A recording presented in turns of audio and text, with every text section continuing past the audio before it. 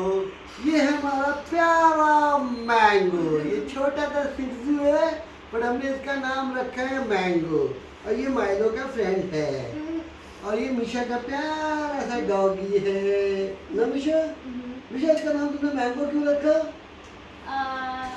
ये मैंगो अच्छा, this name is given by your mother. अच्छा, इसका मतलब आपकी मम्मा को क्या मैंगो बहुत पसंद है?